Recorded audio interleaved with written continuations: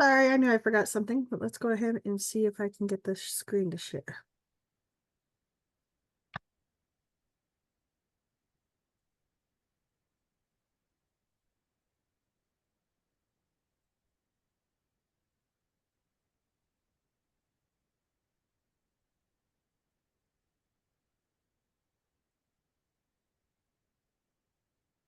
Hey, can everybody see that? Yes, that's perfect. If you could make Awesome. it just a tiny bit bigger, but I think it's okay. That's great. Thank you, Nanda. Mhm.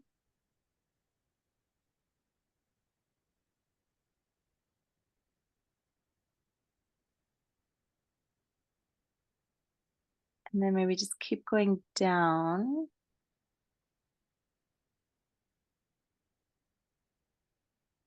Where do you want it at? Probably where my comments end. I think I was making comments as we went along.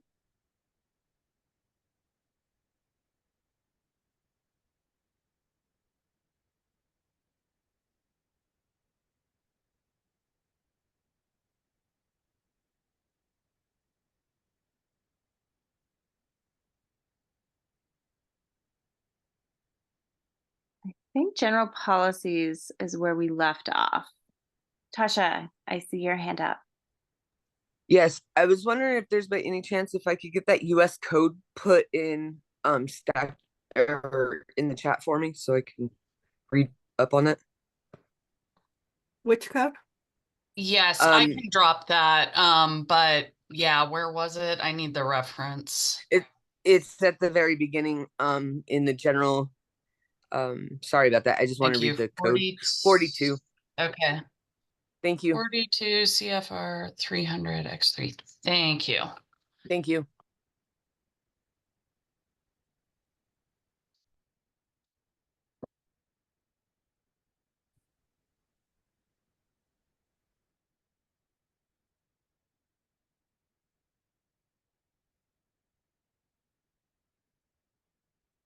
Okay, so I do believe we finished procedures and rules of order. Is anyone opposed to moving on to general policies?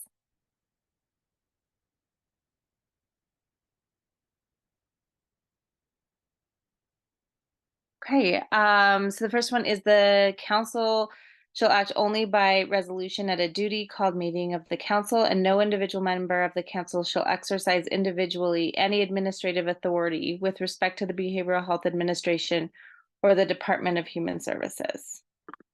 Any questions on that one?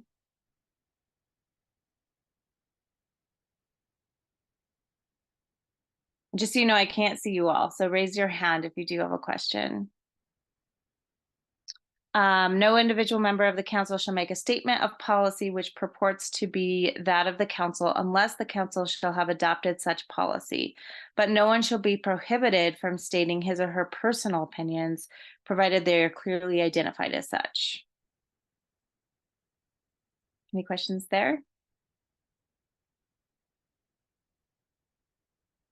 Okay, and number 3 is when a council member becomes aware of a potential conflict of interest, the council member must discuss the potential conflict of interest prior to participating in discussion on the matter. The council shall then have the opportunity to deliberate on whether the conflict of interest exists. Council members may participate in discussion regarding topics on which they may have a conflict of interest, but may not participate in the formal voting process when an actual conflict exists. Tasha.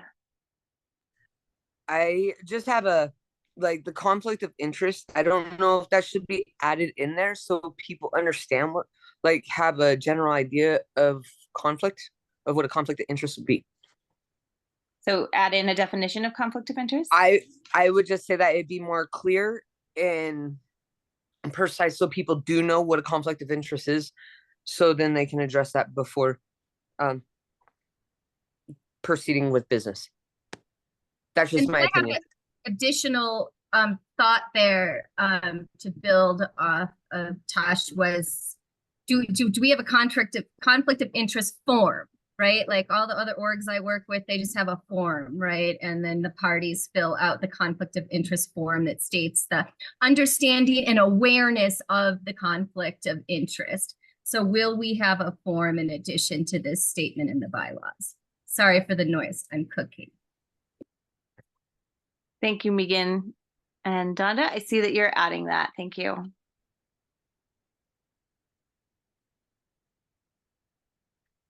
Okay, so moving on to administrative directives. So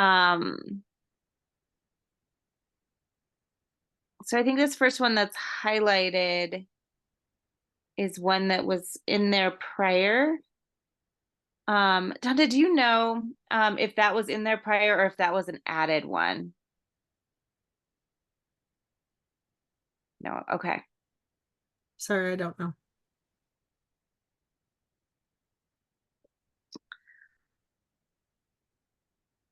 I believe that, so Ryan highlighted these, and I believe that he highlighted ones that we might be changing. Because it's my understanding the commissioner does not attend all of these meetings.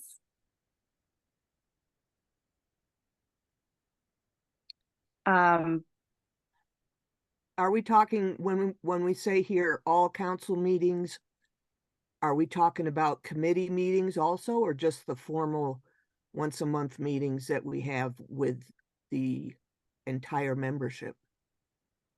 That's a good question, Lorraine.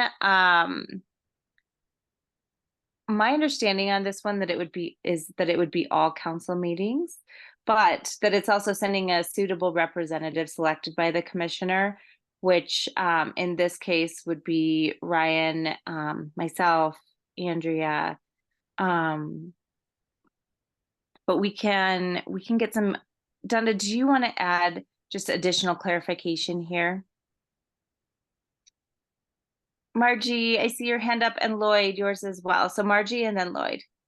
I just want to add that it's a reminder that the Behavioral Health Administration didn't exist when we had our previous bylaws. So that would make me, so I would say this is an added one because we had never formalized one since the Behavioral Health Administration had come into existence. Everything we did prior was with the Office of Behavioral Health. And I don't recall over many years that we assumed that the director would attend all of our meetings, if that's helpful. That's very helpful, Margie. Thank you. That's a great point. Lloyd? And Andrea. Yeah, just to echo on what Margie said, is that this section is new for these bylaws. There was not an administrative directors in the old bylaws. And so, yes, this is new. The way that Bhpacs operated is that our representative to the council has been the designated person from the Office of Behavioral Health in the past. So, such as Ryan, and going back to the prior people prior to Ryan. So, okay. Thank you, Lloyd. And then I just have a question in regards to, a suitable representative. Will there be consistency in representation? Because if we have a different rep from BHA each time, they may not be aware of like what we're talking about, what's going on, like just picking up the where whoever the last BHA person was left off. And I know that there's an interim commissioner now, but once there is a new commissioner, maybe it's good to have that actual human be a person that attends twice a year or something, so that they're aware of the group and they're aware of the resources that this group can provide to the Behavioral Health Administration. Thank you, Megan. I think we mentioned last time that the BHA is hiring a boards and commissions person that will be consistent on all of our boards and councils. And I believe that position has been at least posted. I and just put it in the chat. That's why my hand was up. I was going to contribute to this. Long promised, finally arriving. We are hiring for the boards and commissions coordination position. Huzzah!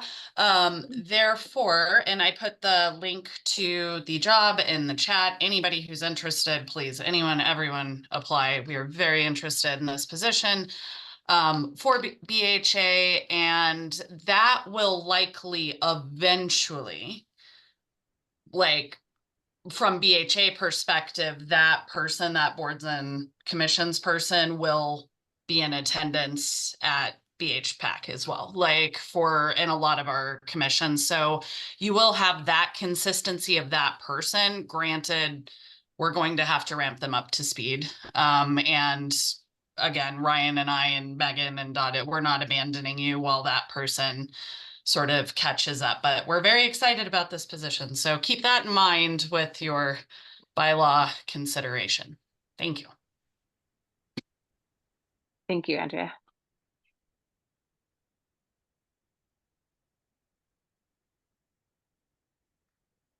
Okay, so it looks like Donda put some notes in there, so we'll get further clarification on that one. Council administration shall prepare an agenda for all regular meetings and have such agenda emailed to council members at least 5 days prior to each meeting. Any questions on that? Copies of the minutes of each regular meeting shall be emailed to all council members by council administration at least 5 days prior to the next succeeding regular meeting. Minutes of emergency or special meetings shall be emailed to board members as soon as it is reasonably possible. And Erin, I see your hand. Yes, ma'am. Thank you. I'm just wanting to make sure that my email address is included in the group that receives the agenda packet and the previous minutes, because I'm not receiving that.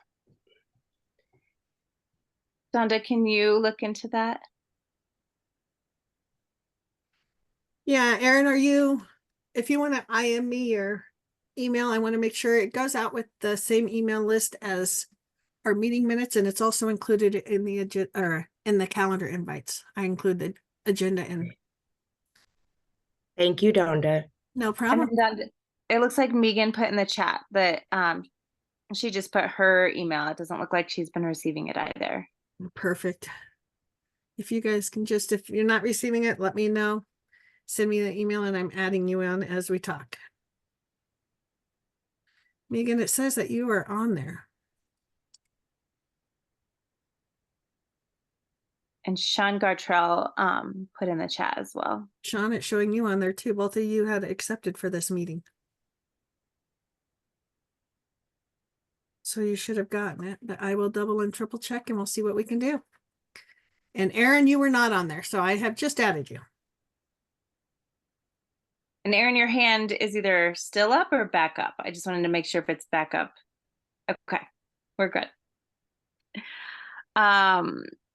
The Commissioner of Behavioral Health Administration shall see that the council is kept well informed of the activities and programs of the Behavioral Health Administration and of its committees and councils, and shall regularly advise the council concerning any staff vacancies related to high-level personnel. Any questions on that one?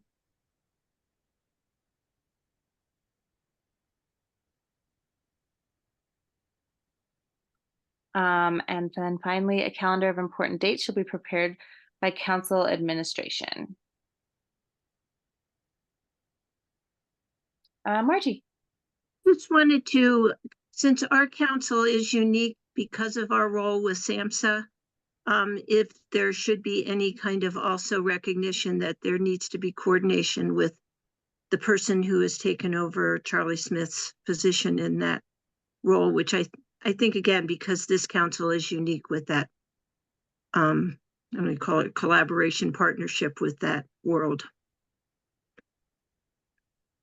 If we need to, I just wonder if we need to include that anywhere in here, or because you're standardizing bylaws, would that be something that would be done outside of the bylaw process? My understanding is, although we standardize them, there will still be some uniqueness to each one. And that's a perfect example, Margie, is just those different pieces that some of the bylaws have, like this one being federally, having federal requirements, whereas the others have just Colorado statute requirements. And so I think that there'll be a few little differences because of those things. I just think Ryan probably would be the one that would be able to, because he's worked so closely with that and been our representative for so long, that he might be the one that could help with that language.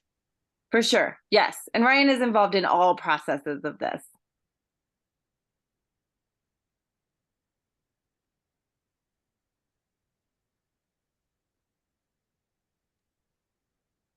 Donna, do you want to add a quick note on that? Oh, sorry, I'm off mute. I was trying to figure out the best way to put that. Just include Samson. Can you, Donda, could you just make a note that policy needs to look at federal interaction language? And Ryan should take off from there. Myself as well. I promise to get into Westlaw and take a look. Good call out. Policy to look at federal. I just went blank, sorry. Interactions is fine between the state and federal callings of what we have to make sure that we're liaising with the feds appropriately. Okay. Thank you. This medicine head is just not working quite right.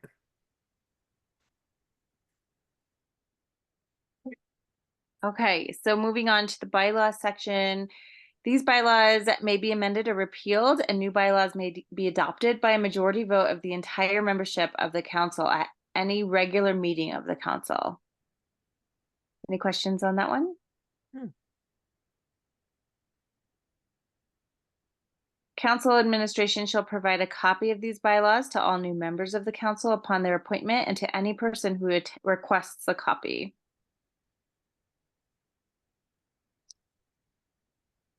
It being the desire of the council to meet its responsibilities to the people of Colorado and in the most efficient and consistent manner possible to discharge its duties under the law, the Behavioral Health Planning and Advisory Council does by resolution hereby adopt these bylaws, and we can put this date in. Is that the last one? The last one on, is this the last page, Donda? Oh, we were closer than I thought we were. Any questions? Any additional comments that you haven't had an opportunity to share?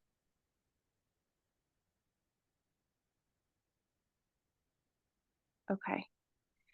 So next steps, myself, our policy team, Andrea and Ryan, will get together and review all of these and continue to finalize these bylaws so that we can start using them for all of our councils and boards.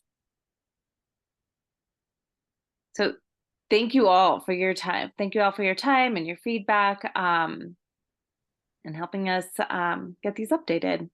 So it sounds like it's been a while.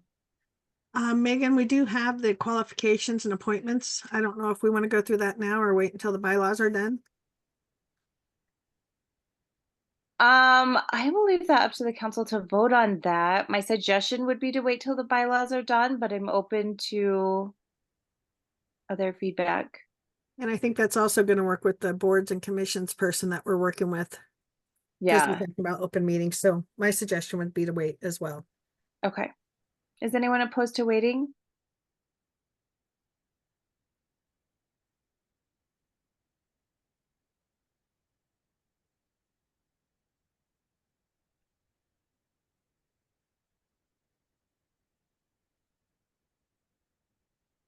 Okay, thank you, Donda. So it looks like we are ahead of schedule then. Andrea, are you ready to jump in with an update on the legislative session for 2024? Sure. Starts next week. We're already gearing up. This year, obviously, it feels kind of like session never started and ended because of all the interim committees. So I think we're still BHA plowing forward, though. We do not.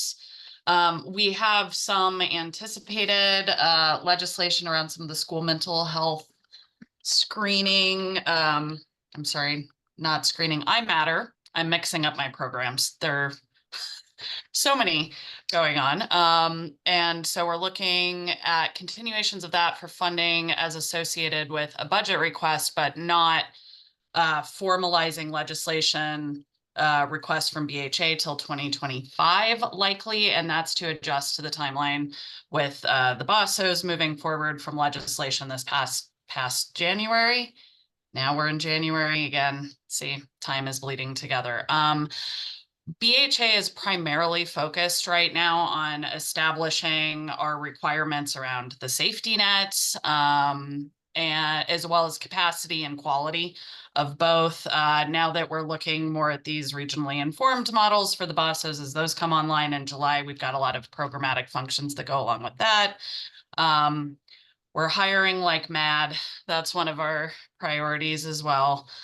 What does this group, let me ask this first, does this group have any specific questions around any initiatives or legislation that touches on what y'all have been doing?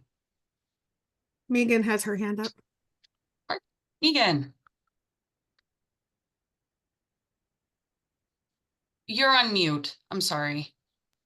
How about now? Perfect. Okay, awesome.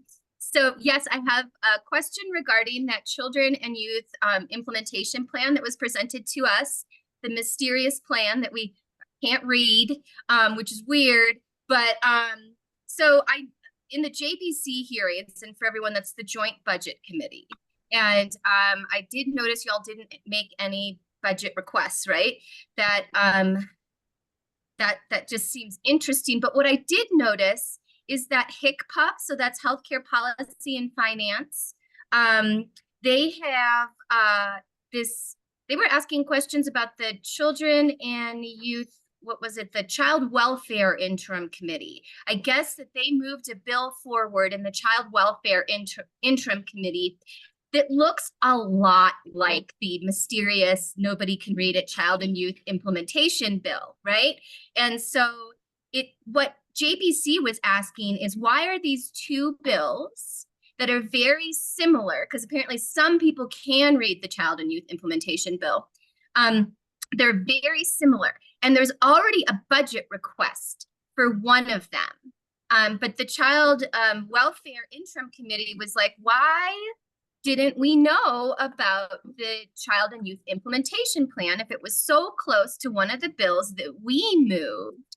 And so there's these two kind of initiatives that are living next to each other, one funded and one maybe funded, right? Because there's this 29 million for child welfare to kind of do this interim bill, but that's not the Child and Youth Implementation Bill that you guys presented to us. So I think it would be really great to get some clarity around, like, where's the BHA with this Child and Youth Implementation Bill?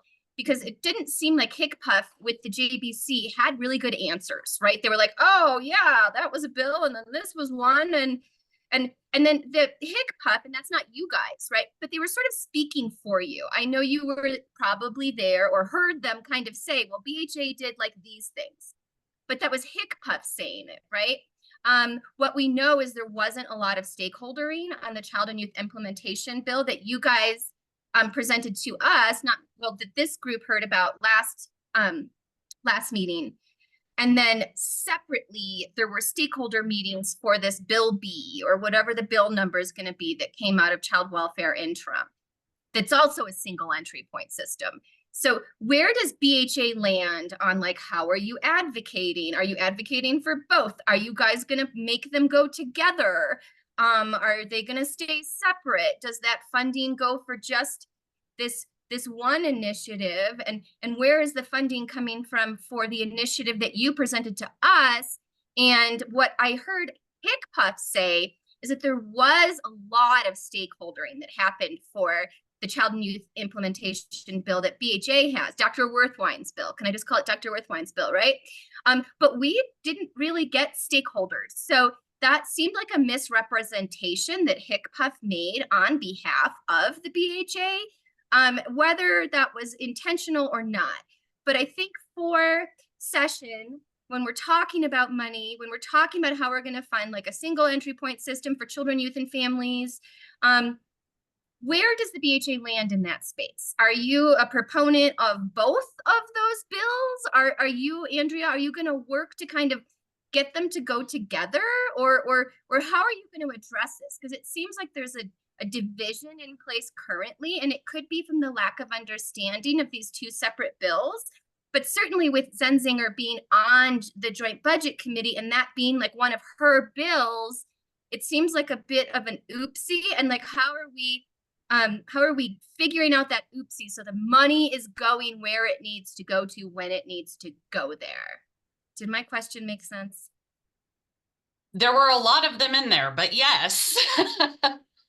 I'm like, so you're going to have to bear with me as I sort of respond piecemeal, and I'm going to have to pull resources to, I think, fully comprehensively respond to this, which I think is due to this group and like everybody at large. To clarify certain pieces of that, we're talking about 2 bills and 1 implementation plan that comes from previous legislation. There's nothing about this plan that's designed to be mysterious or like secret squirrel or like people can or can't read it. I don't think it's untypical. Is that a word? That hits the ear wrong. I don't think it's typical for allow me to correct myself. I do think it's typical for like government agencies like HICPUF, us, DORA, DOLA, like to be more aware of the full comprehensive, like, because we're doing all our internal planning and stakeholdering first, right? Before we like push it out to next level stakeholdering when we're ready for those levels of input on it. Like the plan that we're supposed to do. Now, let me ask this. Has Kelly Causey, Dr. Kelly Causey, our new deputy commissioner, spoken to this group yet? Fantastic. I think that would be a great first step here, along with Matt Holtman, who is our children, youth, sort of SME at the moment. So, Doctor, and forgive me, I'm only as up to speed as I am on what's happened over the past 2 weeks, because again, it's been the twilight time of what is going on. Dr. Kelly Causey is our new deputy commissioner, one of them, and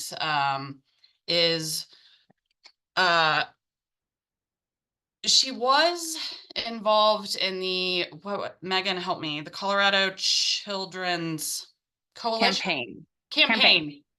And Andrea, I can answer parts of Megan's question too, more specific. Yeah, I was gonna answer what I can, kick it to you, and then hopefully we can pull resources back if. Yeah, we can go in that order. Yeah, so if we can get, like, Dr. Kelly Causey worked with the Children's Campaign. I can't talk her up enough. She has been with the System of Care bill, as it were, that came out of sort of the counties and the commissioners and Zenzinger, as you've noticed. Like, they have been meeting over the past 10 days, 14 days, even through the holidays, to match up what we know of our implementation plan with that bill. I think Megan can probably speak a little bit more comprehensively than I can around the stakeholdering that was done. I think there were some misses. There were some also opportunities that people just didn't show up for. And that's also problematic from our end, which I think all comes down to communication and over communication. And I think we can get there, recognizing sort of how we ended up where we are and how we're moving forward. I think none of these entities are that far off from wanting the same thing, right? And we want to do it effectively. We want to be responsible fiscal stewards of how we are distributing these dollars. We want to work in partnership with our counties, with everybody as we do that, because like we're all really pulling the same cart here, right? And so we've recognized that. I think that alignment is happening. now, to answer your question. As far as specifically what HICPUF was trying to address, that's another bill on the Medicaid side that plays into either our implementation plan, which my understanding, again, Dr. Kazi can speak to it a little better, but soon, very soon for public consumption. I think we were just getting all our ducks in a row on our end. And between the HICPUF high acuity youth bill, the system of care bill, and our implementation plan, all the parties that be are now working on that collaboration, because I think it's been recognized that it is the same cart that we're pulling, and let's be as responsible as we can with the funds associated with that cart. I will now push it to Megan, and then anything that is still lingering out of that question, obviously we're happy to pull people back in to talk to this group. And I think Dr. Kazi would love actually the opportunity to talk to you guys about what is going on in the children's implementation space. Thanks, Andrea. And I look forward to you all getting some time with Dr. Kazi. She is brilliant and so dedicated to this work. Definitely the perfect person for our deputy commissioner. It's been really great having her on board. I will say, in response to some of your questions, Megan, so many wonderful questions you had. So I'm going to try not to miss any of them in regards to the stakeholdering. So just for some clarification, this children and youth behavioral health plan has been years in the making and development. And so the work that went into this was informed by robust stakeholdering that came out of the Behavioral Health Task Force Children's Subcommittee that started in 2019. So years worth of stakeholdering went into this plan. And then 7 main agencies came together to collaboratively develop a plan that they will work together on for children's behavioral health. And so that was in the presentation for those of you that joined the stakeholdering after this plan was developed. So over the summer, they worked to get this together. It is, Andrea, I think the last time I saw it, maybe 110 pages. It is a robust plan, very detailed. And so part of what is taking a little bit longer is the editing and formatting to make it really easy to navigate, just those pieces. And then we are, last I heard, so don't hold me to this date, but hoping to release it January 8th. And so we are working really quickly to get this, get the full plan out the door, as well as the summary document. And so when it does come out, there's a summary of the plan that is 6 pages and just has a high level overview. And so it's kind of a Cliff Notes version, if you will, of being able to get an understanding of what the plan covers. And then that will be on our website. It will have its own webpage with all of the information, including the slides that were presented during November. And I know many of you joined us for those stakeholder presentations that we did in November once we had the plan together and were able to speak with you all about it. So never meant to be a secretive document in any way. We are really excited to share it and to see this work moving forward. Thank you so much. It's just that, like, there's a misunderstanding there, I think, Megan, because the Joint Budget Committee was told that the plan was available for view and that people could view the plan. And that's neither here nor there. You guys didn't say it. I think HICPUF said it, right? So that's misspeaking. However, if our the members of the legislative body who are responsible for our budget for the state have a misunderstanding around the availability of that document, that can just sort of be like many things that happen afterwards that are like, oh man, well, we thought you guys already saw the document. And I understand that you want to make it accessible. But you would be surprised how many nerdy parents are out there that want to read all the stuff.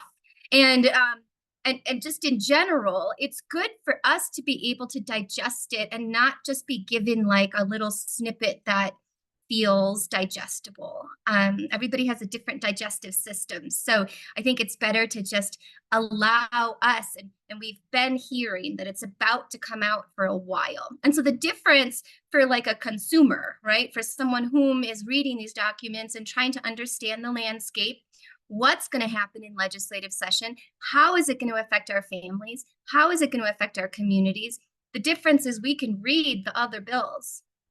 We can read Bill B, right? And we can't read this one. So we just sort of have to believe, and we do believe. However, it's good to have that information, even the technical stuff. And for providers too, right? If we're all going to be on the same page and we're all going to be doing this in a collective fashion, using the resources wisely, then we need the doc, right? There's a lot of like, we're gonna give it to you. And I was on a different subcommittee than the children and youth.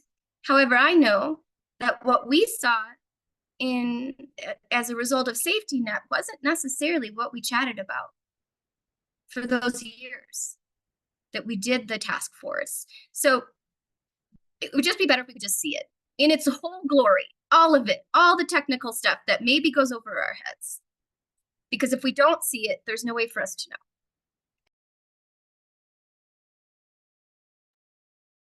Thank you, Megan. And yes, as I mentioned, it is absolutely our plan to share it with you all. As soon as we are able to, it will be on our website, and both versions. So as you mentioned, the shorter version that's a high-level overview and the full detailed version will both be available to you. There's no intention of not sharing it with you.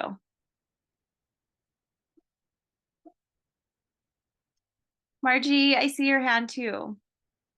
Want to make a quick comment, and I think that that's the value of a group like this, because as new plans and new implementations are being considered, people right now are trying to receive their mental health help, and for some, and especially families I talk to, it's really a challenge. So I think we have to balance what's new with also being able to care for those that are struggling at the moment, and how to ensure that this transition time does not make it more difficult for families to access services, just because we are in this transition period. So just important to remember those that are struggling right now. And I think this group is one that can really help bring those actual stories to the tape, to people, so they can become aware of what's happening. Thanks.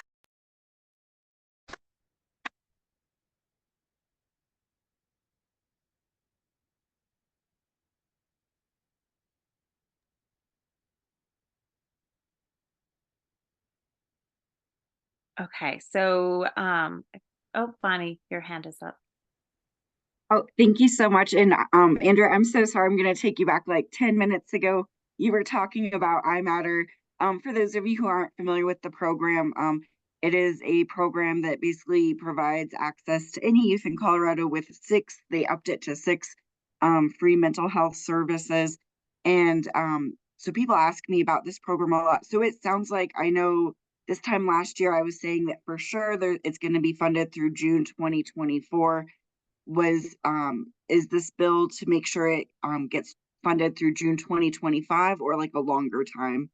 And I think that's still what's up in the air. We know the continuation of the program is on the table. The details around that's going to look like is what we're working through as related to this program. So I think we all know about the same amount at this point, but that's the coming attractions of sort of where we're at.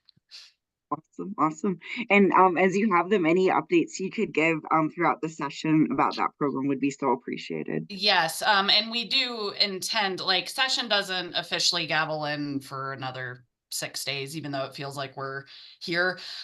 We do intend policy and everybody on this group to come back to this group in the meetings and give updates throughout session as they're happening live. So it's not like just some big summarized dump at the end, but rather working through it on the front end. We're just not quite there yet where they've released all the bill papers that they're going to release. So we don't really know all the details yet to be able to bring to this group, but as soon as we have them, we will.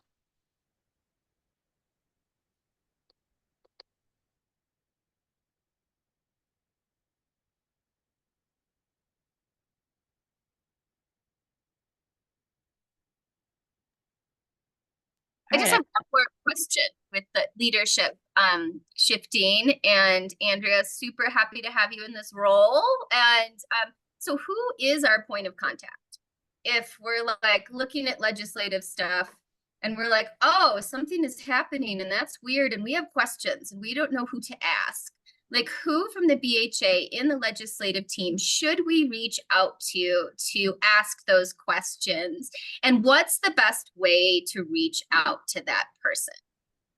Great question. So as many of, well, at least a good amount of this group, I would imagine, knows Casey Badmington, who is our legislative liaison for the 23 session, has moved on to governor's office, and now Erica Gannett, who I don't know if she's been in front of this group yet or not. Maybe not. She's on our being utilized by our policy team. She's been with BHA on our quality and standards team for quite a while and is interested in some of the more policy leaning stuff. And she was working alongside Casey in that liaison role during the transition. So she is our contact point for legislative policy questions, that kind of stuff. If you're reading a bill and have comments on it, she is absolutely your person. From that note, I will put her contact information in the chat. Email is your number one bet with Erica. She's going to be the most responsive that way, but I'll put her full calling card. Thank you. And does she have a cell? Because I know Casey always said, text me because I'm not going to be in front of my email and it's easier. Right. That's why I said, like, email's her number one. I know that's her preferred, how she's the most responsive. I will let her, I honestly, if her cell isn't in her little signature block, I don't even have it. So I will let her sort of manage through how she wants her communication requests coming in, but she's absolutely your correct contact point for right now. Thank you. Yeah.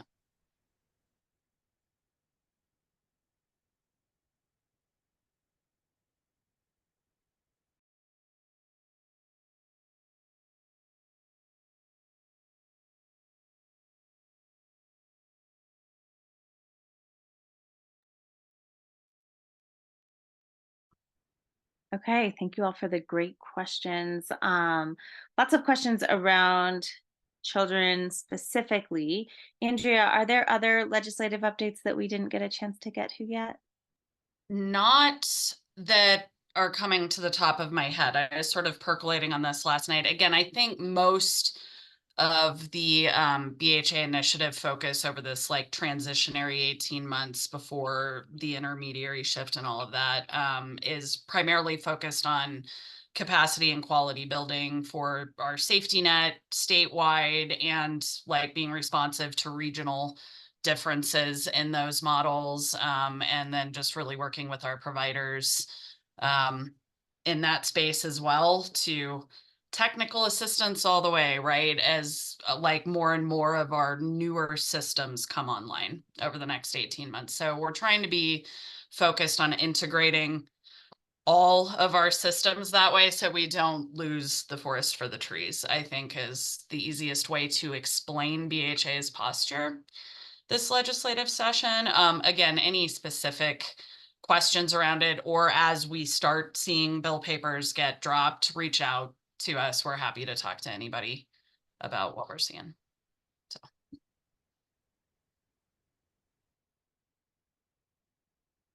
Thank you, Andrea.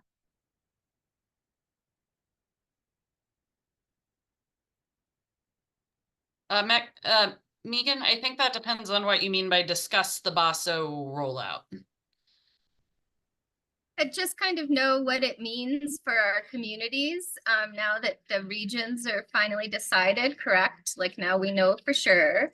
And we know that the advisory committees are made up of people in very high level leadership roles. So not really anyone that is from community who may be using the services. And so in lieu of having a feedback loop that is consumer and provider driven, it would just kind of be good to know how you're going to operationalize the BASOs, so we understand like what that means for services. Like if we're a provider and we're going to, recommend somebody to the BASO, say, well, they're going to help you, like what that means when we say that, or what it means for us if we're using it. So it's so much brand new stuff, and we need to like know how to use these things. And I know it was a long time to decide what the regions were going to be, but now that they're decided, like what does that mean for us in our communities and how we serve our populations? As much as we've heard about the idea of the BASO, we haven't like really seen like the step-by-step, if then, when then scenarios of how the BASOs are going to manage really vastly different populations across the state, some without insurance and some with insurance. And so, and it might not be this particular meeting, but before it happens, it's just good to know what the it is that is going to happen now that the regions are in place. And knowing whom, y'all are relying a lot on the case management, right? Which is not you, right? That's HICPUF. And so you're relying on other departments to kind of fill these roles. And so because your oversight, what does that mean as this really gets going in real life in the communities? Not being able to necessarily rely on advisory panels because of the nature of those panels. So how do you guys know that it's working? I mean, do you wait 2 years? Because it could be real scary for people that need services. And so yes, you have the regions. Now, what do they do? And again, it might not be this meeting, but I know it's a question we all have, especially with the razor shifting and this is shifting and that shifting. And so if I'm a provider and I'm getting licensed up and I'm thinking about all these things, or I'm a family member looking for services, we all kind of want to know what that means, what those changes mean for us.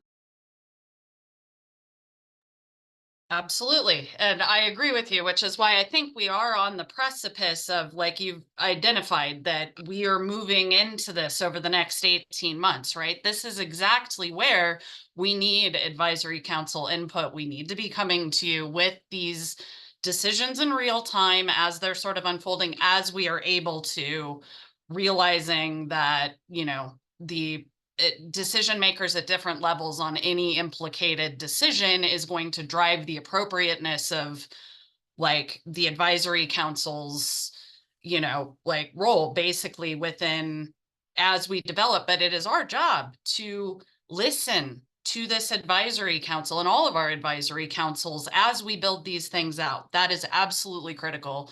And we are going to do that. We have every intention. We know what we know about BASOs right now. And we have experts that are sort of working their way through that in our contracting team and BASO teams with our initiatives. And I'm happy to bring them to this group as well. And I think that would be very helpful. To your point, I don't know sort of the order of operations there. I think we need to be a little thoughtful about, okay, like you said, if then, like, what do we need this group for first, next, right? And I am slightly, I guess, confused about, you said the advisory councils for the regions only consist of high-level people? Yeah, so I'm forgetting the bill number. It was last year, and it was sort of the BHA cleanup. And one of those was sort of saying whom would be the folks that were on the advisory, maybe they're not called councils, panels, or that would advise each BASO, right? And it's like county commissioners, love you guys, but most certainly no county commissioner is going to be like, yeah, our county is sucking at this, right? Like, so like optics, right? And we appreciate that and the leadership of commissioners. But what we know, especially in rural, is many things are not necessarily addressed by our local leadership. which is why you hear from us all the time. And because of that, how are we going to then translate the experience that people might be having interacting with the BASO outside of the advisory council? If you have one or two folks with living experience, then those folks in leadership roles who want to maintain the veneer of perfectness in their communities, which happens, and that's okay. And there's so many perfect things about communities. However, if we're not bringing these things forward and leadership is not allowing for those voices to be heard, it stands to reason that, like Andrea and Megan, you might never hear what that client or provider experience is in those regions based on the current makeup of those advisory groups. And this is not throwing shade on anyone. Everyone is doing their best with what they have. But oftentimes community members are never going to come to their county commissioners. They're never going to come to the director of their local mental health center and say, hi, this is like what I think is not awesome about your organization or about this thing. It's scary. And so, like, how are we creating a space for clients and providers to come to the table so that you guys know how the BASO is working? So very specifically that advisory council, not like all of them. Yes, but that makes total sense to me. Thank you for that framing. That really helped. I think what we are talking about, I think this is a good note, but we're not actually on different pages here. So that's the good news, is that 23/12/36, the BHA implementation bill from January this previous year, the updates that made were that when the BASO regions were established, each BASO region will have a structure, like a regionally informed community structure that informs the BASO in that region, who is then informing the BHA. Obviously, BHA will have representation on those. What the bill did was say, here's who we know is in that group, including but not limited to, right? We know there's going to be advocates on those group stakeholders. I mean, we can't just have this be exactly like you're saying, there would be no point. We would have massive blind spots and just gaps in what we were able to even address effectively if we weren't hearing a quarter of the voices in the region, right? Which is not just providers and leadership and agency personnel. Absolutely. So nothing, to my knowledge, in 1236 said, here's your higher leadership and that's who's informing the BASOs and that's what you get. That's certainly not the intent, nor how we have been talking even internally about structuring this, just to assuage any of those fears. We know how important these voices are and we have every intention of including them. That being said, detailed BASO information, like I said, this is where we need you, and we will be coming to you with subject matter experts and questions, and just that collaboration is going to happen as we figure this out over the next 18 months. We're in this transitionary time between new and old system work, and let's get down to it. Let's do it. All right, cool.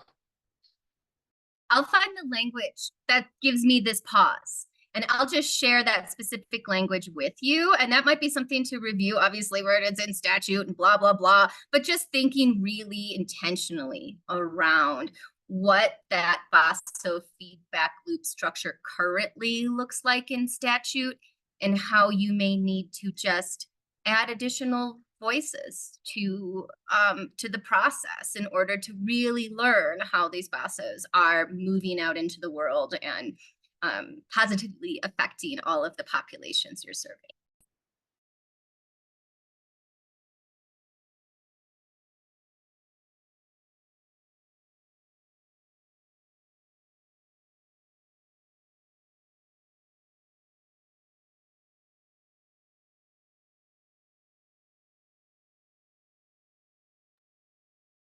Thank you. And Michael, I was just reading your comment as well. And just trying to make sure I understand what you're asking.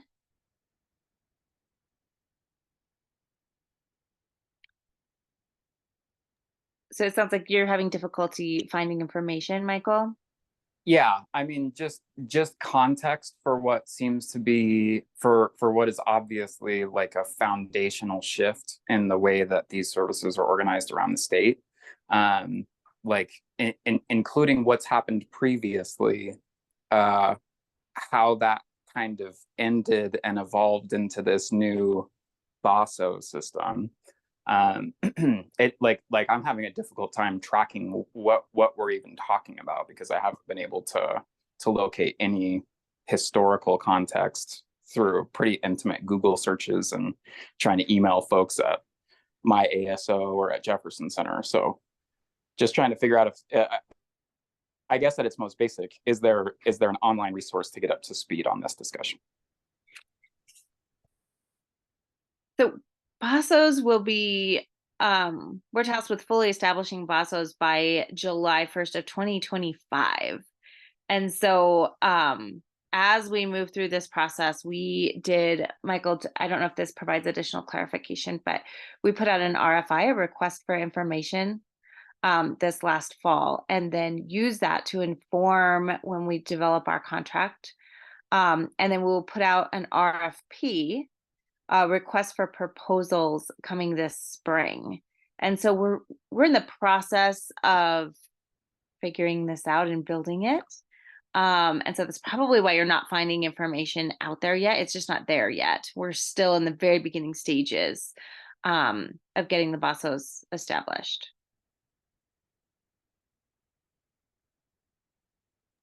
Got it. I'll look forward to seeing more information when it's available. Thank you, Michael. And then Laura, I see your comment, advocating that BPAC not wait to be asked for their thoughts, but rather assert its thoughts and opinions as an advisory council. Yes, we definitely want to, hear your thoughts and opinions always. That's vital to what we're building for behavioral health in Colorado, is listening to the voices. Tasha. I just want to make sure I'm on the same page with everything when it comes to the BASOs. I believe, and correct me if I'm wrong, Megan, on this, aren't we supposed to, like, isn't there a plan for implementation for subcommittees for the BASOs, for the regions, the different rays throughout the state?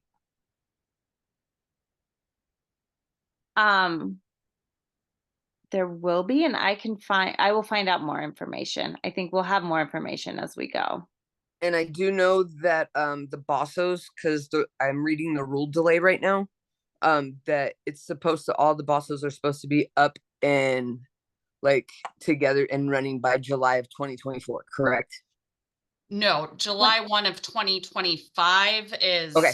light So that got switches pushed on. out That another was year? the shift forward. Okay. We had a couple timeline shifts. Mhm. That was probably the most major one to allow us time with our performance monitoring and all this other stuff to have the systems in place to know, to Megan's earlier point, whether the system that we're building is working. Until we have the systems in place to know or be able to measure if we're making some sort of like tangible difference out there, right? We had to delay the intermediary implementation until we knew what we were asking them to monitor, basically. And with that, I was off Megan's earlier point. I wanted to say that some of the lack of information around the BASOs is due to, like we said, we're just not there yet. This is an infancy of, okay, we sort of have the map now. We've got to figure out what we're doing with specificity. But part of it is because of the very strict state procurement rules surrounding RFPs, RFIs, things like that. Like knowing that the RFP is imminent, we have to be careful as a state agency with the information that we're putting out there, because we don't want to falsely drive any responses. We want to hear all of it without artificially inserting our ideas, much like I think was the point in the chat to this group of like, we don't want to necessarily be driving buses that we should be being informed by. And so as part of that process, I think that was the timeline shift, but also please recognize that it's not a lack of transparency or a lack of will to share information with you as it is, we've got considerations around, we all have a lot of stake in this thing working, right? Yes. Also, another question: where are you guys getting your data? Like, how are you collecting your data to get that information on where you need to? That is a phenomenal question, which is why I plugged, again, I have another team member that I think throughout this year, you will probably be hearing from a more like wider variety of faces at the BHA as we are sort of building out our internal capacity to deal with all these massive initiatives. And it's great. And we've got a lot of involved people that really care. And so one of them being on our tech teams and what they are doing with that, working with, Office of eHealth Innovation and all the other things that are going on with all the other data systems so we can be responsible state fiscal stewards and not be working over all of each other. That level of collaboration is really something to pull off, and it's getting done. I would love to come to this group with more like specific data information about what we're thinking there. I am not the keeper of those keys. They keep me in written word, no numbers land or data analytics, but I will bring this back to Ryan. Ryan and Megan can help me identify like our HIT and Bay personnel who would be good to speak to this group about that. I think that's an important point that we don't want to lose as over the next 18 months, because again, that's how we're going to know if what we're doing in the policies that this group is advising on and helping make are actually moving the needle. Yes. Data. We have some data folks at BHA that will be very happy to speak with this group. So. Thanks. And we do want to be transparent as possible and have lots of folks from BHA speaking with you all frequently.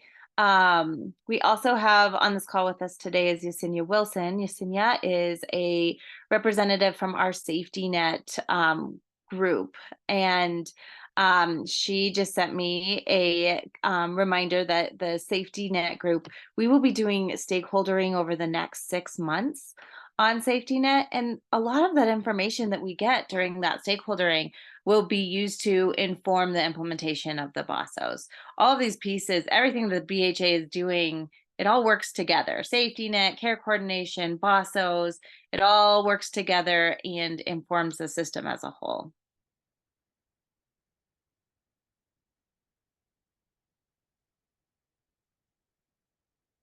Yesenia, is there anything that I missed that you wanted to add to that? Yes. Hi, everyone. Yesenia Wilson, she, pronouns. So we are in the review process of the stakeholder and engagement plan. And this group is at the top of the list for that approval plan. And so once that comes down from Kristen Laura, who is leading that effort, we'll come back to this group and start the process. So Yesenia, I would just love to plug that like conversation is so important. And sometimes, because you guys have so much information, it's like a slideshow that goes for the whole time. And then there's no time for us to like ask questions or give input.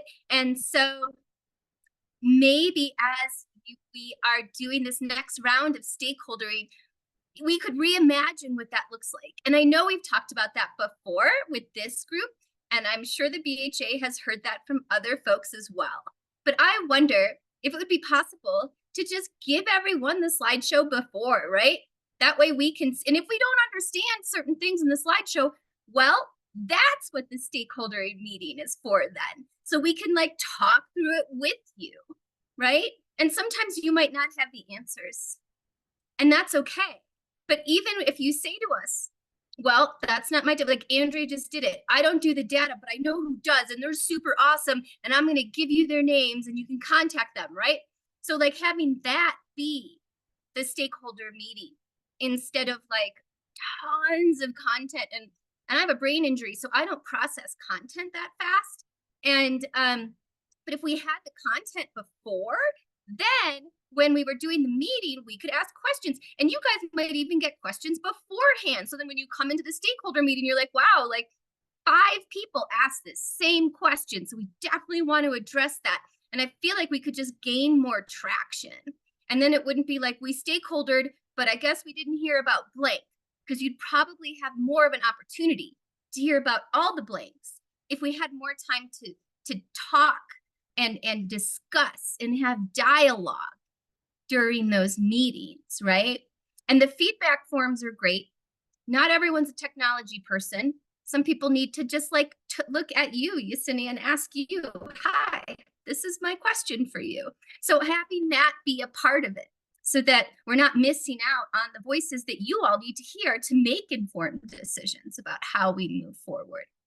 And so I know we keep asking for this in the slideshows and the 5 days before and everything, but it would be cool to like get it, to get those slideshows, because it is so much content. And then it's less stress on you guys because you're not cramming everything into this like 1 hour meeting where you're like, what should I say to this thing? What if I skip this slide? Or we didn't any questions? Look, we're out of time, right? I think there's a better way. I'm not saying that you guys are doing a bad way. I'm just saying that like maybe if we all had a chance to talk a little bit more, we might get a little. Thank you. And yeah, we have heard that feedback loud and clear.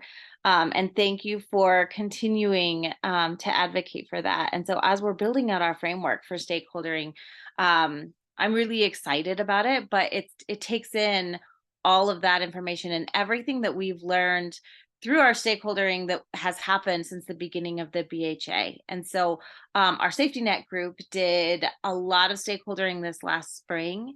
And as that went along, adjusted the way that we did stakeholdering to where it was more discussion and more interactive, like what you're saying.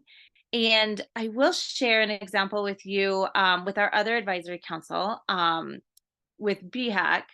We started trying out a new way of running and facilitating those meetings, and Tasha can speak more specifically of that. But a week prior to the meeting, I sent out a little mini presentation, a 10-minute overview of what would be presented, as well as a 1-pager, and along with the agenda, so folks could really dive in and get an idea of what we would be talking about. And with that pre-work ahead of time, it allowed for our presentation to be shorter and to have more interactive detail and discussion that went along with it, which I think is exactly what you're saying. And, you know, for me, it was really helpful because that felt like really what we need from our advisory councils is that interaction, that that voice and guidance, and being able to identify gaps and give us feedback.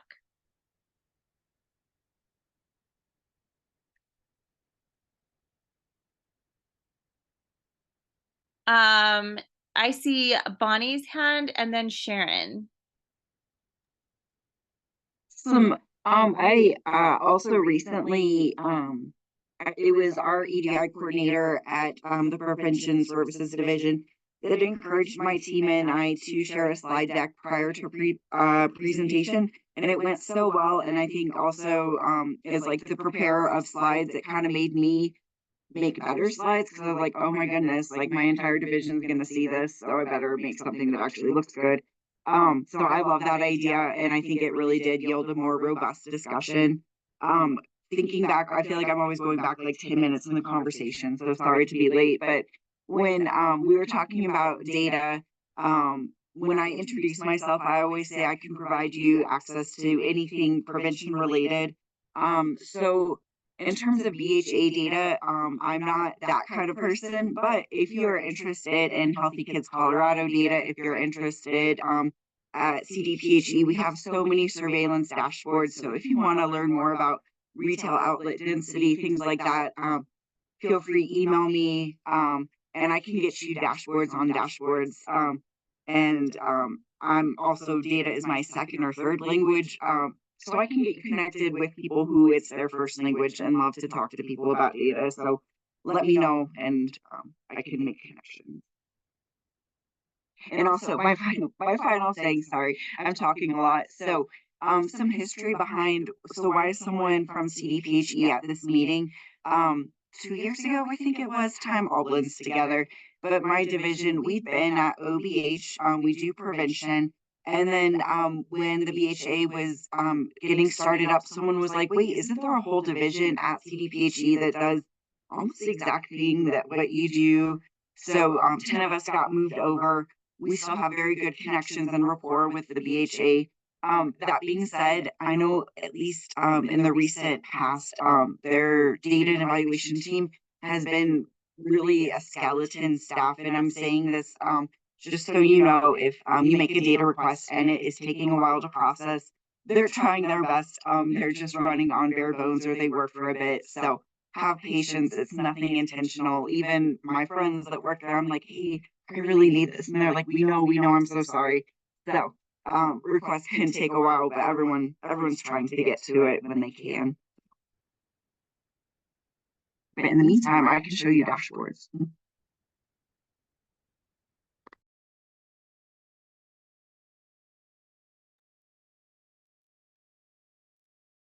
Karen, I know I saw your hand earlier. Did you have a question?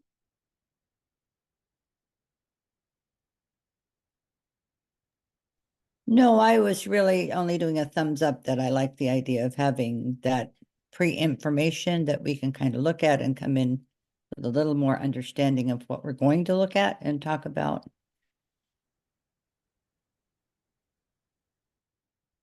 Great, thank you. Thank you all for that. Natasha, I see your hand. And Bonnie, is your hand still up or is it up again?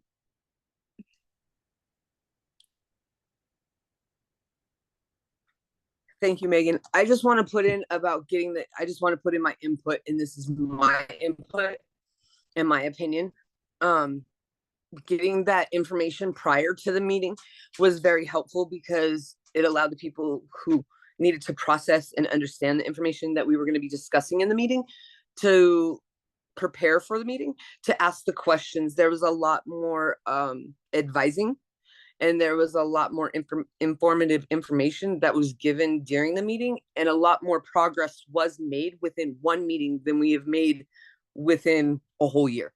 So that, I can honestly say, getting the information and putting together what Megan did for BHAC was phenomenal. So I got to give a shout out to Megan for that, because it really did help advise and create the forward progression that is needed to implement everything that the state is doing. So thank you.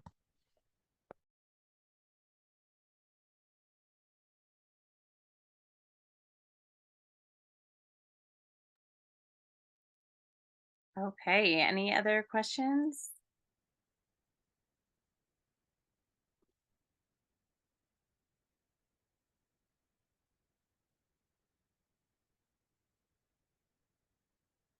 If not, the last item on our agenda is, it looks like updates on prevention, treatment, and recovery. And I know with this meeting in the past, folks have been able to provide our, I believe there's leads for each of those. Do we want to start with prevention?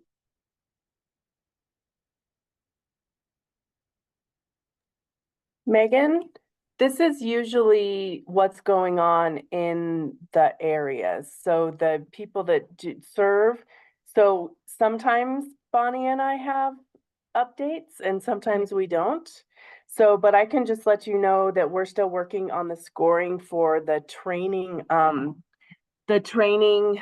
and certification peer grant. We're hoping to have that all scored by February. And also, we can't really say when, because we never exactly hit the mark when we're saying when we're actually going to be done with something. So I'm not really going to say when that will be done, but keep your eye out for trainings that will be sponsored and certifications that will be sponsored and given at either a cheaper price or for free here in the next couple months. And then usually the recovery community organizations, if they have something going on, they share what's going on, and then we'll move on to prevention. I know prevention's first, but I just thought I'd jump in. Thank you, Leah. This is Margie. I just, because our subcommittees haven't been meeting, I guess that would be my question is, I know we talked about this at the last meeting, will we consider using that extra hour for subcommittee work? I didn't know if anyone had been followed up on that conversation for us to figure out how we can do our committee work versus just our reporting out and updates on what's happening within these different worlds. For the February, are you referring to the February meeting? Well, just, I didn't know if there had been any conversation on that process or procedures or how we were going to move forward with doing committee work if we were going to use time during this meeting. Because as of now, I don't think any of the committees other than membership is, have something established as to when they will meet and follow up on the recommendations that we worked on previously. I think there was a part of our conversation was how to do the committees still work on those recommendations if that's what we want to continue to do. Yeah, and this is Laureen. Margie, I recall that discussion, and I was under the impression that we would possibly have committee meetings every meeting that we have, and not just occasionally. And I'll throw my 2 cents in. I thought that was a good idea because I kind of miss out on the committee meetings. I think, Lorraine, that's what we had talked about doing, but just I don't know if there's an executive group that is still meeting to discuss these things, or the committees I think did amazing work, and it was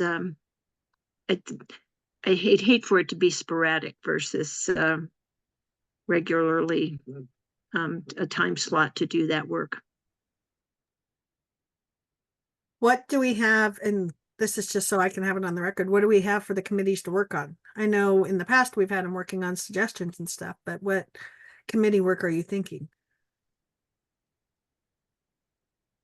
Again, I thought we had talked about what work we would do to follow up, implement, to stay on top of what the recommendations were that were made.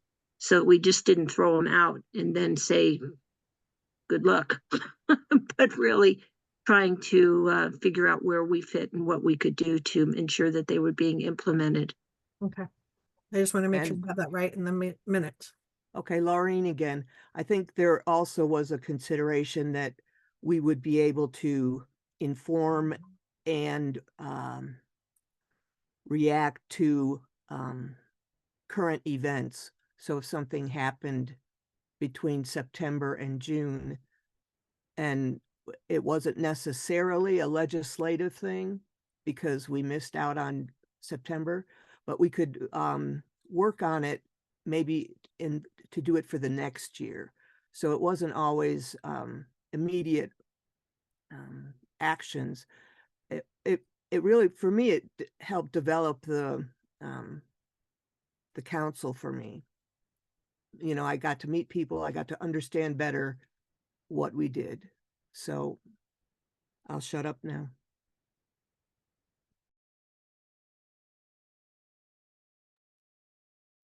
I see Shannon's hand. Yeah, I will just second what Lorraine and Margie were saying. That Lorraine got back on and covered that pretty well. I think that was my understanding, was that we would continue and the third hour would be where we could have those committee meetings so that we could review, see where the data was, what gaps could we have, what do we see going forward that we might need to tighten up on the next block grant initiative. And then also, just as Lorraine mentioned, anything else that might be current. It is helpful to meet in the committees to get to know everyone across the state.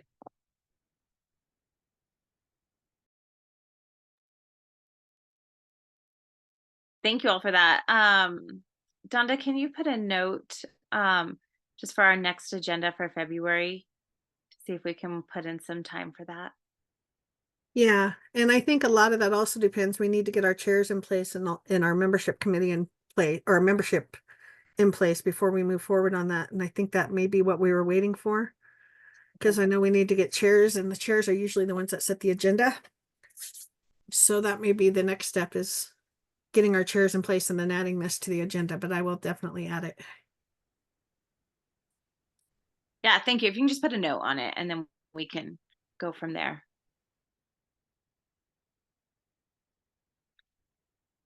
Aaron.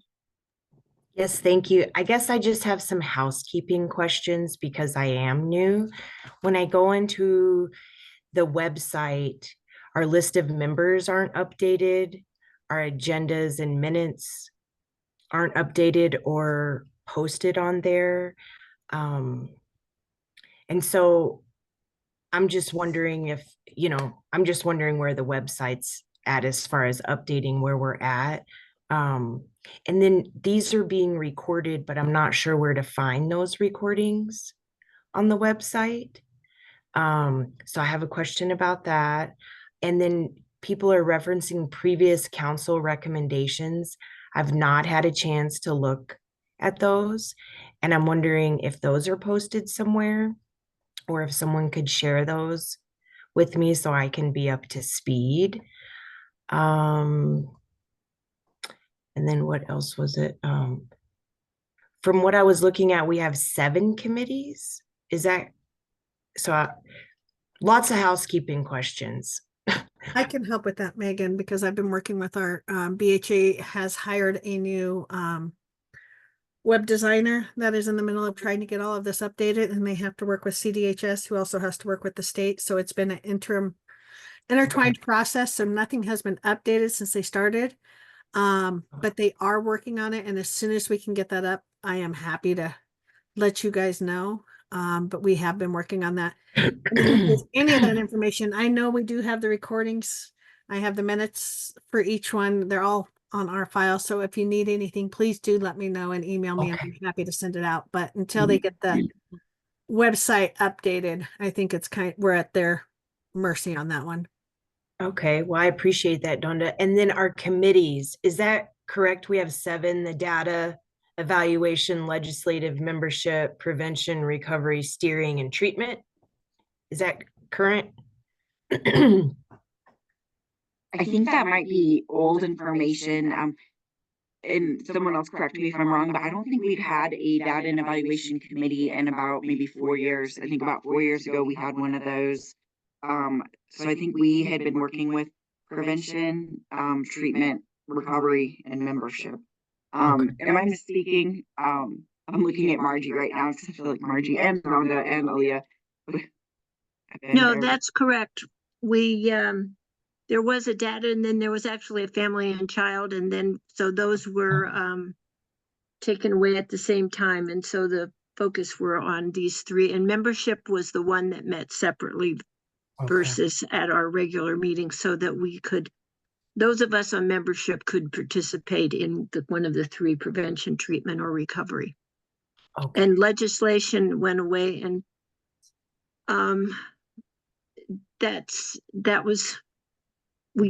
Ryan was the one that then provided us our legislative updates when the legislation committee was no longer in existence.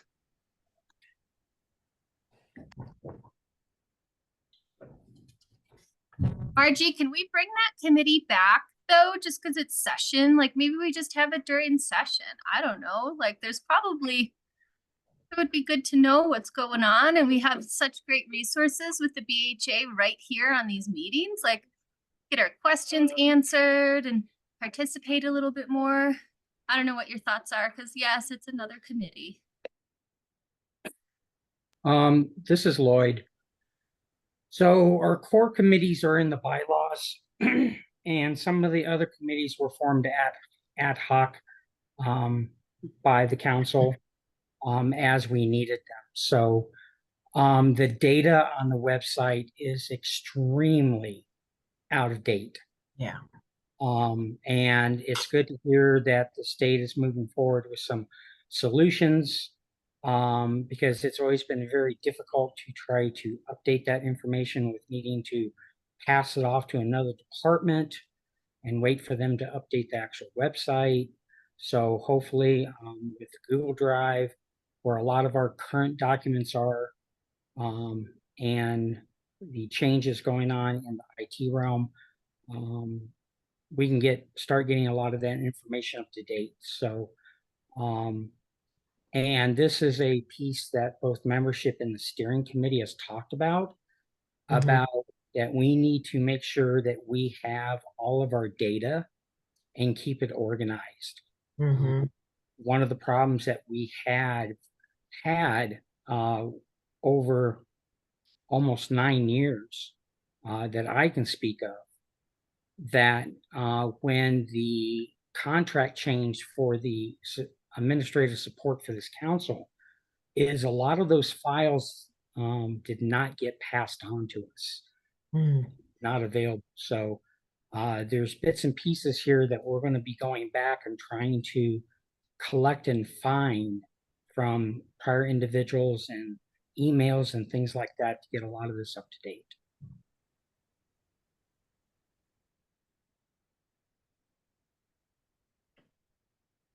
Thank you, Lloyd. I appreciate that.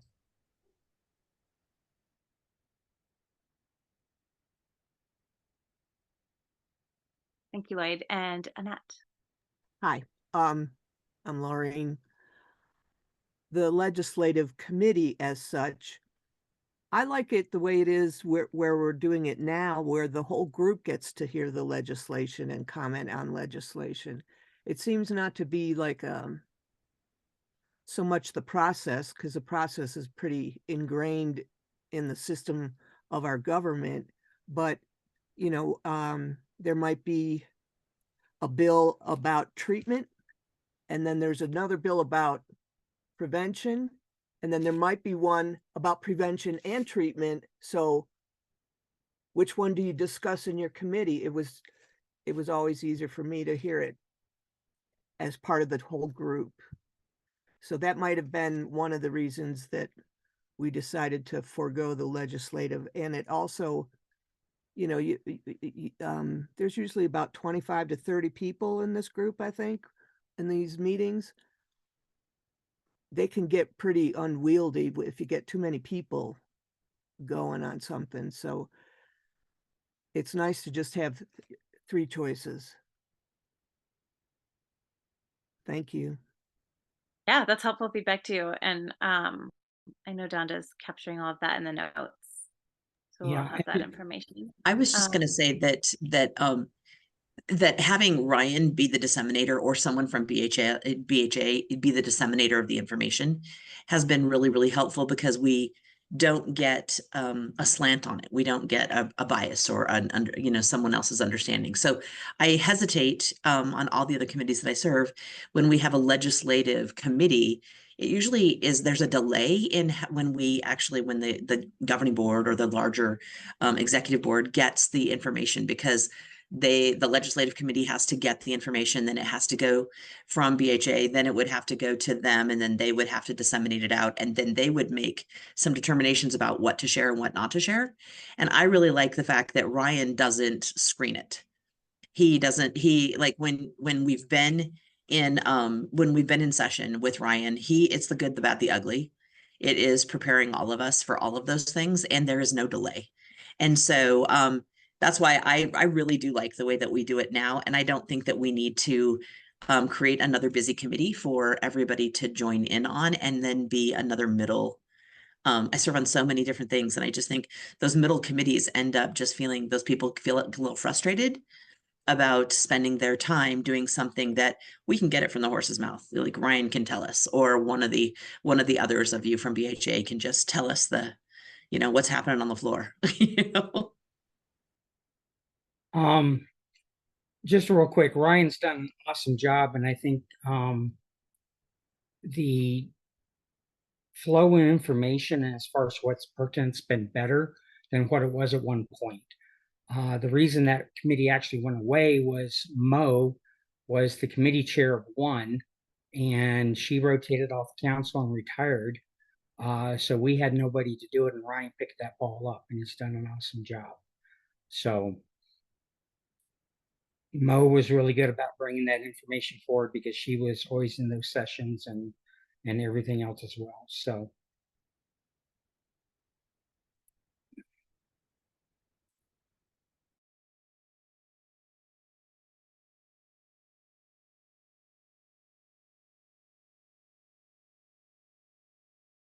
I'm happy to just like email the group and be like, here's a bill. Here's a bill. And I hope BHA would do that too. So maybe we don't need a committee. Maybe we just go of interest. Here's when the hearing is. If you guys want to testify, and that way it's not like a middleman, but we're just communicating. Because session happens really fast. One day it might be like one thing, and the next day they're like, oh, nope, that changed. So we definitely don't want the lag time.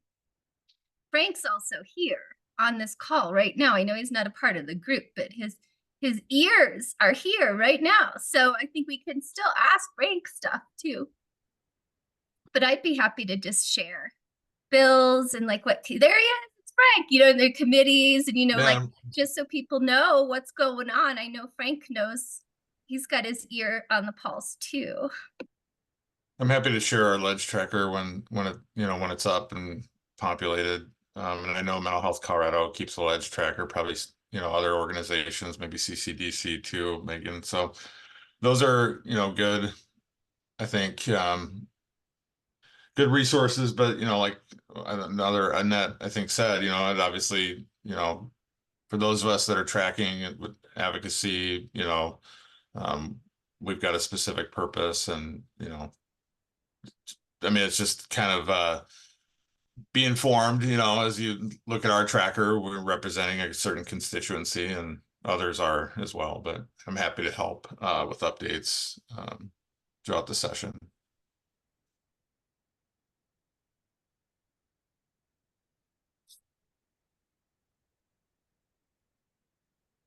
Thank you all for your feedback on this. And Andrea and I will connect with Ryan and look at how we can communicate more thoroughly with legislative updates as well.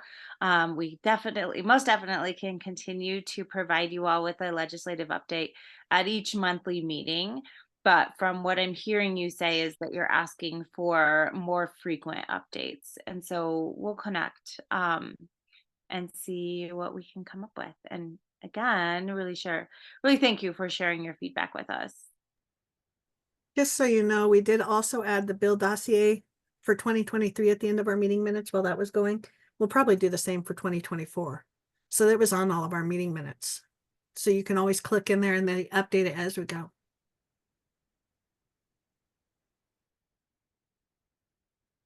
Thanks, Donda.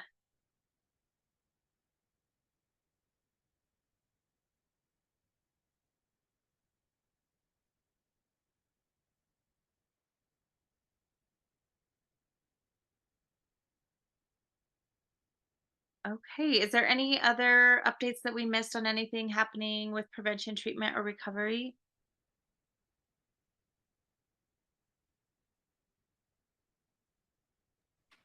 I just have a quick question. Yeah, go ahead. Where would supportive transitional housing fall under prevention, treatment, and recovery? Is that recovery? I was just looking to see if Yesenia is still on with us. Yesenia, do you want to take that question? Sorry, do you mind repeating that?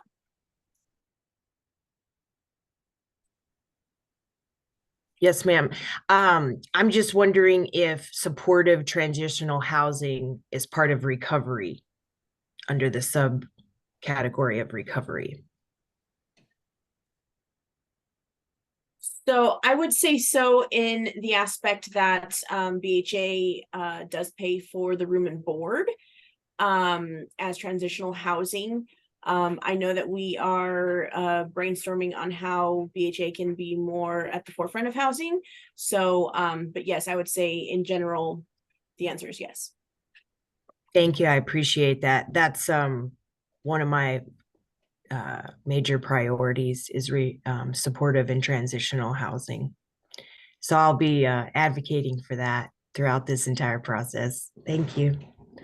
Awesome, Erin, thank you. And Charles, I see your hand up.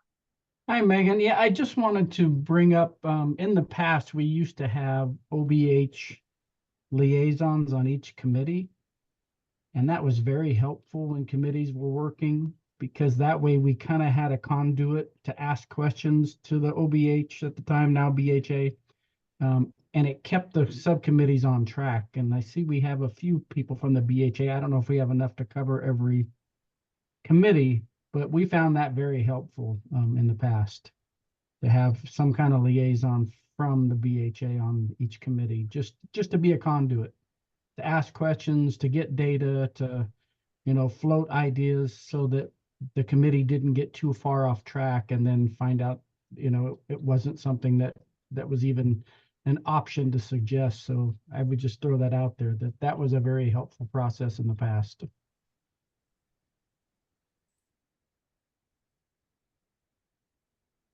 I'm doing a chat, but I'm just gonna get off. So, because then I spell things wrong and then it takes me like forever to get done with the chat. But I just wanted to let you know that I really, Laura said, why does it have to be limited? And I totally agree with that.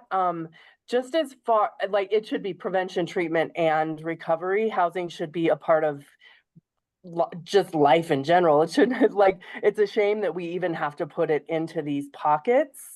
But I just wanted to say, as far as funding goes, it lives with recovery. So we have one homelessness grant that we have with SAMHSA, and that is the PATH grant, projects assisting in transitioning from homelessness.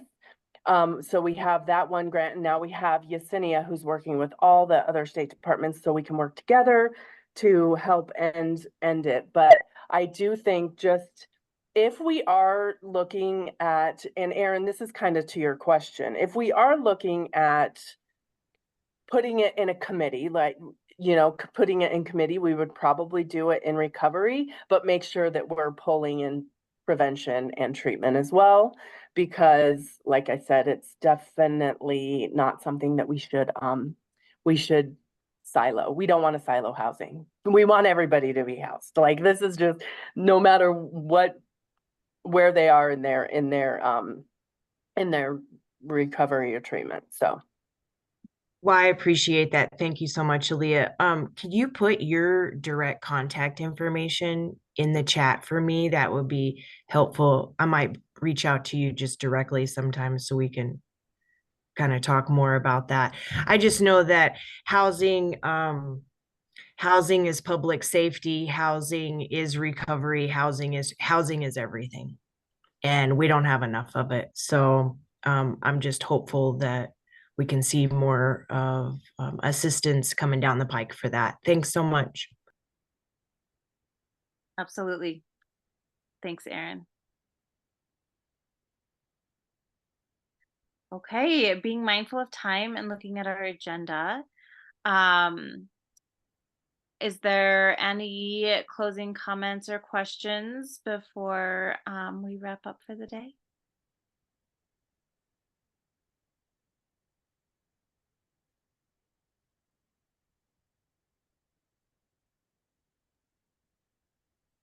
Hey, I want to thank all of you for your time today and meaningful discussion, and holding us accountable and giving us Megan? feedback.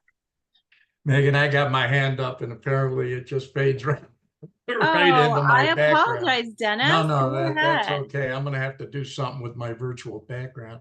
I just want to let everybody know that hopefully in the very near future, I'm going to start doing video podcasting and maybe as many as one a week on issues about behavioral health from experts within the field and those experiencing whatever crisis might happen. I'm putting together, I think, a fantastic editorial board. Margie and Megan have already agreed, along with Dr. Rosen, to be part of our core, and we're talking to a couple of other people. And we're going to have a meeting where these experts will help steer topics for discussion. I will, on our community broadcasting network website, I will have a page dedicated to the podcast that can be linked, to the BHA website if they're predisposed. But it's a way of informing the public in general on issues that they may or may not be aware of, and we're going to be putting a lot of resource information with every topic that we cover. So again, if you want to see the rough overview on that, on my homepage at ocbn.online, you can just kind of get an idea, and I have contact information on the website. Anybody and everyone is welcome to have input into this. And like I say, we're hopefully going to have our meeting, the initial editorial board meeting, which we will be expanding hopefully within the next couple of weeks. So thank you. Great. Thank you for that, Dennis. Very exciting. Dennis, can you send me something like a quick write-up to add on to the minutes for you for that?